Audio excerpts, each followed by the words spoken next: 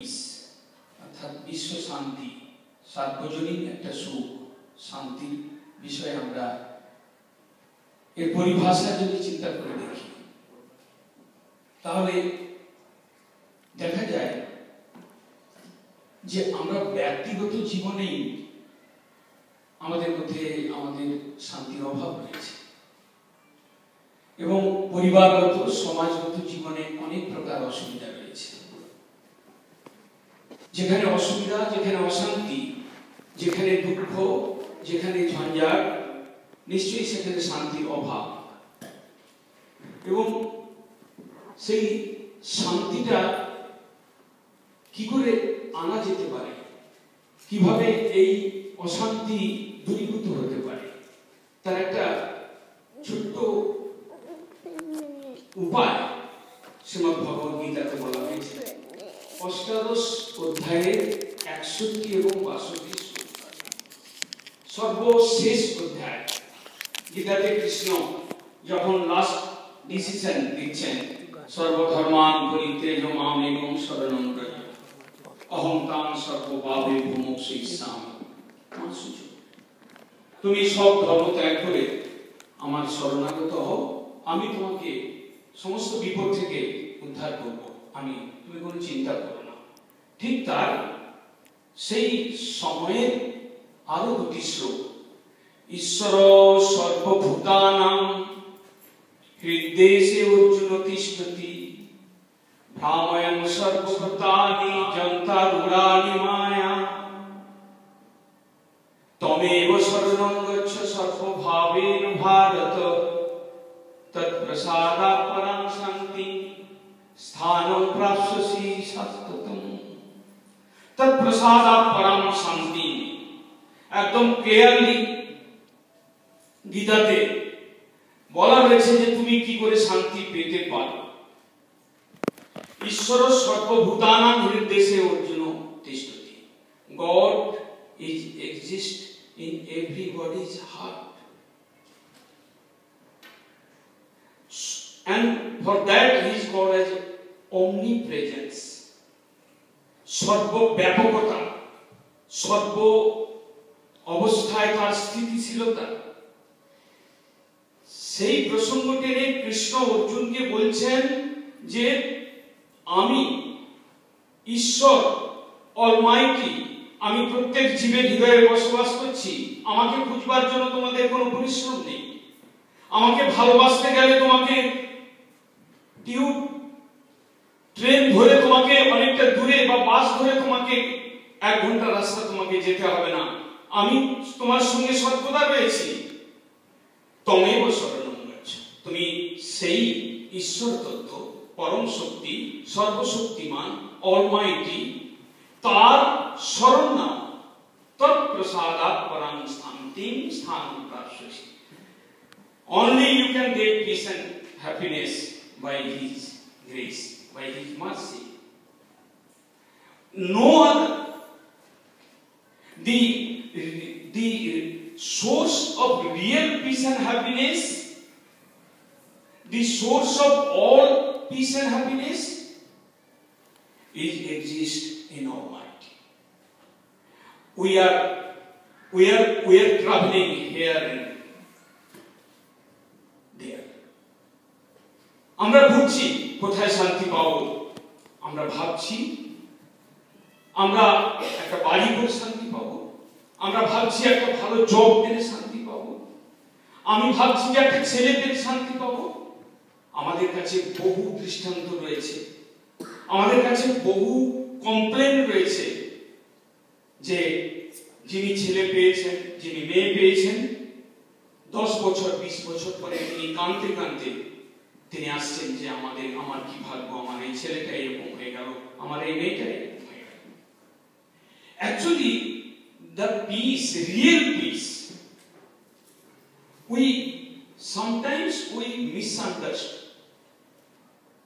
What is real peace and happiness? বাস্তব সুখ এবং শান্তিটা কি? বডি রিলেটেড, মাইন্ড রিলেটেড শান্তি? শাস্ত্র বলছে এটা নিতান্ত তুচ্ছ, হেয় এবং স্বল্প দিনের জন্য।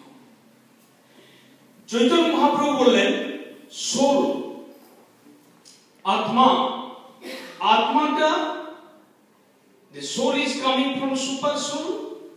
Super soul is full of bliss, full of peace, full of happiness.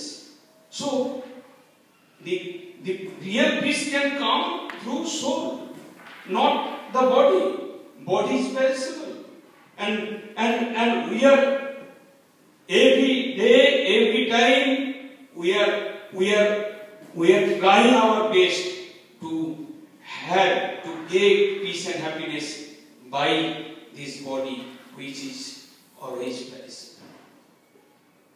Chaitanya Mahaprabhu কোন সময় বলেছিলেন তার ভক্তকে, জীবের স্বরূপ হয় কৃষ্ণের নিত্য দাস, কৃষ্ণের তপস্থা শক্তি ভেদাভেদ প্রকাশ। আমি কে, আমার অরিজিন কোথায়, আমি সেটা ভুলেছি। আমি অমুকের বাবা, আমি অমুকের ছেলে, আমি অমুকের স্ত্রী, এটা হচ্ছে একটা টেম্পোরারি, একটা টেম্পোরারি পরিচয়, একটা টেম্পোরারি রিলেশনশিপ। কিন্তু আমি ইটারনালি I am related to Krishna. I am the servant of Krishna. I am the part and parcel of Krishna. এই তত্ত্বটা চৈতন্যদেব তিনি তার 48 বছরকার জীবনকালে, তিনি মাত্র 48 বছর ছিলেন এবং 24 বছর নবদ্বীপে ব্যাকরণ অধ্যয়ন এবং অধ্যাপনা। সেই সময় তিনি গিয়েছিলেন বর্তমান বাংলাদেশ বলি, কিন্তু আমরা বলি যে অবিভক্ত বঙ্গদেশে চৈতন্যদেব গিয়েছিলেন। তিনি শিক্ষা দান করবার জন্য বাংলাদেশে গিয়েছিলেন, পদ্মা পেরিয়ে তিনি সিলেট পর্যন্ত গিয়েছিলেন। সেই সময় তার কাছে শিক্ষা নেওয়ার জন্য বঙ্গদেশের কৃতি ছাত্ররা তারা একদম আবেগ নিয়ে দৌড়েছিলেন যে নিমাই পণ্ডিত আসছে নবদ্বীপ থেকে, তিনি নাকি পরম ভক্ত, তিনি নাকি ঈশ্বর, তিনি নাকি বিরাট বিদ্বান, তিনি নাকি বিরাট নম্র, তিনি নাকি বিরাট প্রেমিক। তার কাছে শিক্ষা লাভ করে সকলে ধন্য হয়েছিলেন। সেই সময় আমরা যখনই দর্শন শব্দের ব্যাখ্যা শুনি, দর্শন বলতে ফিলোসফি মানে দর্শন, দর্শন মানে চোখ দিয়ে একটা দেখা তা নয়। দর্শন একটা জিনিস যেটা আমাকে বস্তুর বাস্তব জ্ঞান দান করে, রিয়েলিটি। আমি কে, আমি একটা পরিচয়, আমার নাম মৃণাল সেনগুপ্ত, এই একটা পরিচয়, এটা একটা অত্যধিক হালকা পরিচয়, এটা অত্যধিক ক্ষণিক পরিচয়। কিন্তু দর্শন ফিলোসফি বলছে না, তুমি মৃণাল সেনগুপ্ত বলে তুমি পরিচিত হচ্ছ, এটা তোমার বডি পরিচয়, এটা বডি একটা আইডেন্টিটি, কিন্তু তুমি প্রকৃতপক্ষে তুমি ঈশ্বরের সন্তান। এবং এই যে রুট কজ, আমার অরিজিন জানা, এটা নাম হচ্ছে দর্শন। দর্শন মানে তত্ত্বগত জ্ঞান, দর্শন মানে গভীর জ্ঞান, দর্শন মানে একটা বস্তুর বাস্তব জ্ঞান, তার নাম দর্শন। চৈতন্যদেব, আমরা চৈতন্যদেবের ফিলোসফি আলোকে আমরা শান্তির চর্চা করছি আজকে। আমরা যখনই মেটেরিয়ালি আমরা মুভ করি, যখনই আমরা জাগতিক দৃষ্টিতে আমার পরিচয় দিই, যখনই আমরা জাগতিক দৃষ্টিতে এনজয় করবার চেষ্টা করি, যখন আমরা জাগতিক দৃষ্টিতেই কর্ম করবার চেষ্টা করি, তখন আমরা ঠকে যাই, তখন আমাদের অশান্তি, তখন আমাদের দুঃখ, তখন আমাদের অসুবিধা। কিন্তু আমার এই কর্মটাই শুদ্ধভাবে করা যায় যদি আমি অহংকারহীন হয়ে করি, যদি আমি বাস্তব অহংকারে স্থিত হয়ে করি, যদি আমি ঈশ্বরের সন্তান এই নিজেকে ভাব দিয়ে আমি সমাজের সেবা করি, যদি আমি ঈশ্বরের সন্তান এই ভাব নিয়ে আমি সৎভাবে কাজ করি, জবটা করি, আমি যদি সৎভাবে আমার পরিবারকে পালন পোষণ করি, আমি শান্তি পাবো এবং ওই শান্তিটা স্প্রেড করবে অন্যের মধ্যে। ইন্ডিভিজুয়াল পিস এটাই বৃহৎ আকার ধারণ করে অন্যকে শান্তি দেয়। আমরা প্রত্যেকেই ব্যক্তিগতভাবে শান্ত নই, তাই আমরা অন্যকে শান্তি দিতে পারি না। যখন আমরা ব্যক্তিগত শান্তি লাভ করব, তখনই আমি আমার প্রভাবে অন্যেরা শান্তি পাবে। শ্রী চৈতন্যদেব তিনি একটা শব্দ, একটা কথা বলেছিলেন, ভারত ভূমিতে হইল জন্ম যার। চৈতন্যদেব বলেছেন তুমি জন্ম নিয়েছো ভারত ভূমিতে, যেটা স্পিরিচুয়ালি এনলাইটেড, এমন একটা ল্যান্ডে তুমি জন্ম নিয়েছো। এবং সেই জন্ম নেওয়ার পরে তোমার কর্তব্য কি? তুমি তুমি নিজের জীবনকে সার্থক করো, অন্যকে সাহায্য করো। জীবন সার্থক করি, করো পর উপকার। আমরা পরের উপকার করতে চাই। পরের উপকার, আমি যদি আমার নিজের প্রতি উপকার আমি পূর্ণ মাত্রায় না করতে পারি, আমার যদি সেখানে কিছু অভাব থাকে, তাহলে আমি অন্যকে কি করে উপকার করতে পারি? জীবে দয়া, নামে রুচি, এই সকল কথা আমাদের শাস্ত্রেতে রয়েছে। এবং বহির্জগতে, মেটেরিয়াল ওয়ার্ল্ডে এবং রাজনৈতিক ক্ষেত্রেতে আমরা দেখি যে শান্তির বাণী আওড়াচ্ছেন অনেকে, অথচ তিনি নিজেই শান্ত নন। শান্তিটা কোথা থেকে আসতে পারে? আপনি যখনই আপনি ঈশ্বর অংশ, ঈশ্বরের সন্তান, আপনি ঈশ্বরের ভজনা করবেন, ঈশ্বরকে শ্রদ্ধা করবেন, ঈশ্বরকে আপনার সঙ্গে ঈশ্বরের একটা লিঙ্ক, এই লিঙ্কটা কেটেছে ডিউ টু মায়া। আমাদের গোরাদেব প্রভু বলছিলেন যে একটা ইলুজারি প্রোটেন্সি রয়েছে ভগবানের, মোহজনক প্রোটেন্সি। কেন আমরা অনেক সময় অনেক জ্ঞান পেয়েও আমরা বাচ্চাদের প্রতি মোহ, আমরা স্বামী পুত্রের প্রতি মোহ তো আমরা ছাড়তে পারি না? কেন আপনি তো স্কুল কলেজ থেকে অনেক ডিগ্রি নিয়েছেন, তো আপনি এইটুকু একটা মোহকে ত্যাগ করতে পারেন না? এটা খুব কঠিন, খুব সহজ নয়। ভগবানের অপরা শক্তি মায়া, তিনি আমাদের মধ্যে এসে একটা দেওয়াল, একটা ব্যারিকেড সৃষ্টি করেছেন। কি? যে তুমি মায়া, তুমি ঈশ্বরকে ভুলেছ, অতএব তুমি ঈশ্বর থেকে তোমাকে আলাদা করা হলো। ঈশ্বরের ব্যতিরিক্ত যেটা ছায়া, একটা সত্য জিনিস, একটা ছায়া, একটা অরিজিনাল বস্তু, তার একটা ছায়া বা বিকৃত প্রতিফলন থাকতে পারে। এই সংসারটা হচ্ছে বিকৃত প্রতিফলন বা এটা ছায়া সত্য। আমরা সেই ছায়াকে ধরে ভালোবাসি যদি, তাহলে আমি কোথা থেকে শান্তি পেতে পারি? আমি যদি অরিজিনটাকে ধরলাম না, অরিজিনাল বস্তুটাকে নিলাম না, আমার মধ্যে একটা অরিজিনাল বস্তু রয়েছে ঈশ্বর এবং ঈশ্বরের অংশ আত্মা, সেটাকে আমরা চর্চা করি না। যেটা আমরা চৈতন্যদেব তিনি বিশ্ব শান্তির কথা তিনি প্রকাশ করেছেন। কিভাবে তার বিশ্ব শান্তি কিভাবে প্রতিষ্ঠিত করেছিলেন? আমি যখন দেখব যে সুশীতল দেব, ইনি হচ্ছেন বাংলাদেশ, উনি হচ্ছেন শিলচর, উনি হচ্ছেন ইন্ডিয়া, উনি হচ্ছেন আমেরিকান, ইনি হচ্ছেন জাপান। যখন আমি বডি রিলেটেড করে দেখব, তখন ভাষাগত, দেশগত, জাতিগত এবং এইগুলো ভেদ এসে যাচ্ছে। চৈতন্যদেব বললেন না, এটা আসতে পারে না, এটা হতে পারে না, এটা সত্য নয়। আমরা প্রকৃতপক্ষে আত্মদর্শনে কোন জাতি, কোন ধর্ম বা কোন nationality, caste, creed, colour, nationality এবং সেক্স, উনি প্রকৃতি, আমি পুরুষ, দেহগত একটা ভেদ, এটা ইটারনালি এর কোনো ভেদ নেই। উনি ঈশ্বরের অংশ, আমি ঈশ্বরের অংশ। চৈতন্যদেব বললেন, যখনই আমরা দেহগত বিচারে আমরা মানুষকে দেখতে থাকি, তখন আমরা দেশগত বিভেদ, জাতিগত বিভেদ, শিক্ষাগত বিভেদ, সেক্সগত বিভেদ, এইগুলো এসে যাচ্ছে। এই বিভেদটা কি করে কাটতে পারে? Only by soul culture. আমি আমেরিকান হই, আমি জাপানিজ হই, আমি ইন্ডিয়ান হই, আমি বাংলাদেশিয়ান হই, আমার সোলটা it is coming from super soul. So we all are brother each other. আমরা প্রত্যেকের ভাই। কৃষ্ণ নাম, তুলসী, গীতা, ভাগবত, এগুলো কোনো জাতি হয় না, এগুলো কোনো ভাষা ভেদ নেই, এর কোনো সম্প্রদায় নেই।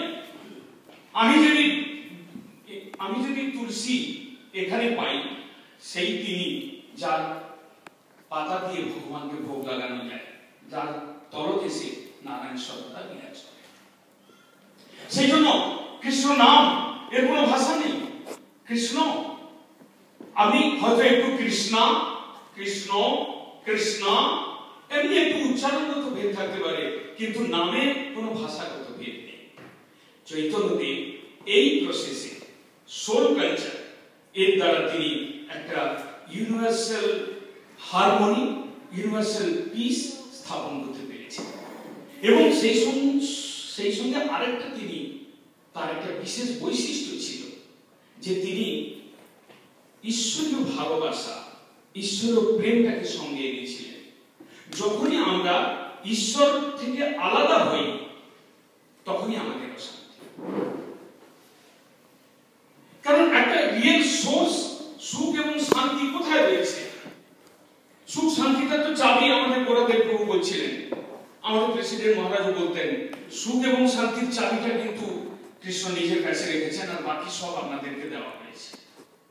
আপনাদের জন্য হসপিটাল, আপনাদের জন্য ইউনিভার্সিটি, আপনাদের জন্য ভোগময়। আপনার দেশে আপনি টাকা পাবেন 120 টাকা, 1 টাকাতে আপনি এখানে 1 টাকাতে, ওখানে এখানে 120 টাকা পাবেন, আপনার দেশে 1 টাকা পাবেন। এত সব সুবিধা আপনাকে দিয়ে রেখেছেন, কিন্তু আপনি যতই যা করুন চাবিটা আমার কাছে রয়েছে। তৎপ্রসাদাৎ পরাং শান্তি স্থানং প্রাপ্স্যসি সত্যতম।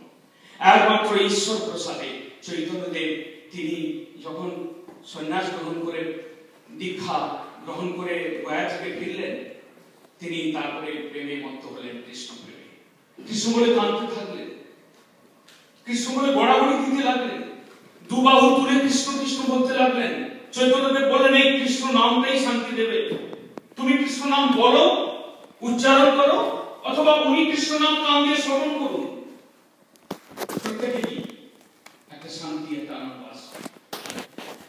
তিনি এক সময় প্রশ্নের সম্মুখীন হয়েছিলেন, বা যখন তিনি কাশীতে গিয়েছিলেন, প্রকাশানন্দ সরস্বতী একজন মায়াবাদী গুরু, একদম উচ্চা সন্ন্যাসীদের একজন মানে হেড, তিনি চৈতন্যদেব যখন কাশীতে গেলেন, ওই তার ভক্তদের মুখে শুনলেন যে একজন বাংলার একজন সাধু এসেছেন, কাঁদছেন, গাইছেন আর ধুলো মারছেন। তো বলে আরো সব ছাড়ো, ফালতু, এগুলো ভাবুকতা, এগুলোকে সাধু নয়, এ বেদান্ত করে না, এ কিসের সাধু, এ শুধু কাঁদে। চৈতন্যদেব পরবর্তীকালে তাকে উদ্ধার করবার জন্য কোন এক ভক্তের মাধ্যমে এই একটা সভা ডাকানো হলো, তাতে প্রকাশানন্দ ছিলেন, মহাপ্রভু এসে মহাপ্রভু নিমন্ত্রিত হলেন। মহাপ্রভু এখানকার সিস্টেম তো আলাদা, আপনাদের তো অনেকে জুতো টুতো ভিতরে এসে গেছিল, আমি বাইরে বের করলাম, যেখানে ভগবত কথা আলোচনা হবে সেখানে জুতোটা আনা উচিত নয়। যাই হোক, অনেকে বিনা জুতোতেই ভিতরে ঢুকেছিলেন। তখনকার দিনে কোনো ধর্মীয় সমাজে প্রবেশ করতে গেলে পা ধুয়ে, বাইরে জল রাখা থাকতো পুকুর থেকে, এমন নয় যে টুকি, তো পা ধুয়ে সেখানে ঢুকতে হতো। চৈতন্যদেব ওখানে পা ধুয়ে উনি নিচে বসে পড়লেন। তখন সেই মায়াবাদী সন্ন্যাসী প্রকাশানন্দ, জ্ঞানী সন্ন্যাসী, তিনি সেই দিব্য রূপ দেখে তিনি বললেন, আগে একটু সাধারণ লোক নয়, কিন্তু সাধারণ জায়গায় বসেছে।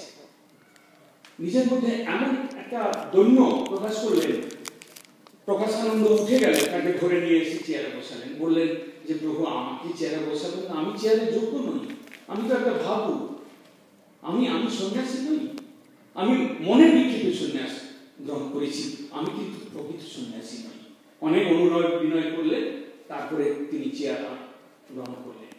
পরে কথোপকথন হলো, বললেন যে আচ্ছা, আমাকে তো প্রকাশানন্দ বললেন যে সুন্দর 24 বছর বয়সের একজন ইয়াং সন্ন্যাসী, দেখতে আপনার গৌর বর্ণ, আপনার বাক্য যেন অমৃত বর্ষণ হচ্ছে, আপনার চোখের ভাব, আপনার মুখের ভাব, আপনার অন্তরের ভক্তির ভাবটা এই একদম পরিস্ফুট হচ্ছে, কিন্তু আপনি এই কৃষ্ণ নাম নিয়ে কাঁদেন কেন? আপনি কৃষ্ণ নাম নিয়ে গড়াগড়ি যান কেন? কৃষ্ণ সন্ন্যাসীর ধর্ম হচ্ছে বেদান্ত অনুশীলন, বেদান্ত অনুশীলন করবেন এবং অন্যকে জ্ঞান দেবেন, আপনি কৃষ্ণ নাম বলে কাঁদেন? তখন মহাপ্রভু বললেন, শুনো শ্রীপাদ ইহার কারণ, গুরু মোরে মূর্খ দেখি করিল শাসন। মূর্খ তুমি, তোমার নাহি বেদান্তে অধিকার, কৃষ্ণ নাম জপ গিয়া এই মন্ত্রসার। ইহা হইতে সর্বসিদ্ধি হইবে তোমার, সর্বক্ষণ বল হইতে বিধি নাই আর। মহাপ্রভু কাঁদা করে বললেন যে আমি তো মনের বিক্ষেপে করছিলাম, আমি গুরুর কাছে দিয়েছিলাম, কেশব ভারতীর কাছে, উনি আমাকে মূর্খ দেখে শাসন করলেন। কিন্তু তিনি একজন স্কলার, নবদ্বীপের একজন অদ্বিতীয় স্কলার, দিগ্বিজয়ী পণ্ডিত, কাশ্মীর থেকে এসেছিলেন, তাকেও তিনি পরাস্ত করলেন। তিনি তখন অল্প বয়স, মাত্র 22 বছর বয়স। তিনি স্কলার হয়ে বলছেন, আমাকে গুরু মূর্খ দেখে বললেন তোমার বেদান্ত অধিকার নেই, গীতা ভাগবত পড়বার তোমার অধিকার নেই, তুমি এক কাজ করো, গীতা বেদান্ত বেদ উপনিষদ পুরাণের সার কথা হচ্ছে কৃষ্ণ নাম, তুমি এই কৃষ্ণ নাম জপো, এটি তোমার সর্বসিদ্ধি হবে। তখন আমি গুরুর আদেশে আমি কৃষ্ণ নাম জপ করতে লাগলাম। যখনই আমি জপ করতে লাগি তখন কি জানি একটা ভিতর থেকে কি আনন্দ আসে, আমি আত্মহারা হয়ে যাই, আমি পাগল পাড়া হয়ে যাই, আমি দৌড়তে থাকি, আমি হাসতে থাকি, আমি কাঁদতে থাকি, আমাকে পাগল পাড়া করে দেয় এবং আমার চোখ দিয়ে জল বেরোয়। তখন আমি প্লিজ প্লিজ মোবাইলটা একটু বন্ধ করবেন। তখন আমি গুরুর কাছে ফিরে গেলাম। আমি গুরুর কাছে গিয়ে বললাম যে কিবা মন্ত্র দিলা গোসাই, কিবা তার বল, জপিতে জপিতে মন্ত্র করিল পাগল। আপনি কি মন্ত্র দিলেন যে আমি জপ করলেই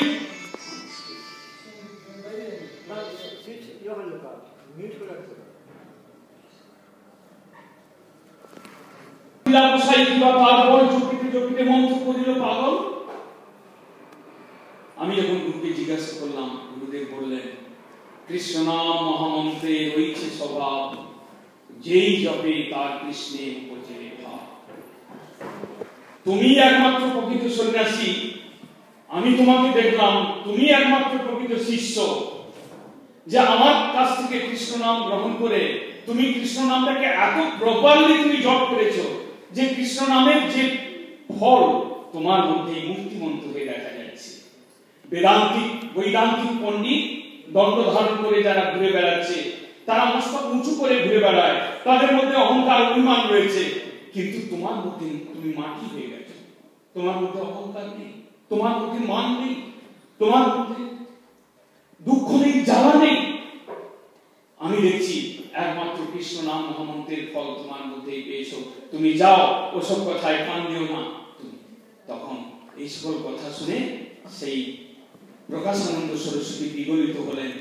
সত্যি বেদে উপনিষদের রস বৈশ, বেদ উপনিষদের শেষ কথা হচ্ছে কৃষ্ণ নাম। বেদ উপনিষদ, এই যে আপনারা গীতা পড়ছেন, গীতাতে প্রচুর জ্ঞান, গীতার শেষ কথা একটাই, তুমি আমার স্মরণ নাও, নতুবা তুমি শান্তি পাবে। শেষ কথা একটাই কথা, সারাংশ সারাংশ সারাংশার কথা। আমরা ভগবানের শরণাগত হতে পারি নাই, আমরা ভগবানকে বুঝতে শিখি নাই, ভগবানকে ভালোর আসনে, প্রীতির আসনে, প্রিয়ের আসনে, হৃদয় আসনে বসাতে শিখি নাই। আমরা নিশ্চয়ই কোন ভুল করছি, আমাদের হৃদয়ে কোনো না কোনো জায়গায় অন্য বস্তুকে বসিয়েছি, যার জন্য ভগবান অ্যালুপ হয়েছেন, ভগবান আলাদা হয়েছেন, ভগবান সরে রয়েছেন, যার জন্য আমরা সুখ পাচ্ছি না। চৈতন্য ফিলোসফি বলছেন যে তুমি কৃষ্ণ বল সঙ্গে চলো, এই মাত্র ঠিক আছে। এইভাবে চৈতন্যদেব তিনি বাসুদেব সার্বভৌম নামক এক বিরাট পণ্ডিত, পুরীতে তার সঙ্গে দেখা হয়েছিল, তাকে গন্ধ শরীরের মতো তাকে ডুবিয়ে দিলেন, প্রেমের পাথরে ভাসিয়ে দিলেন। তিনি জগন্নাথপুরীতে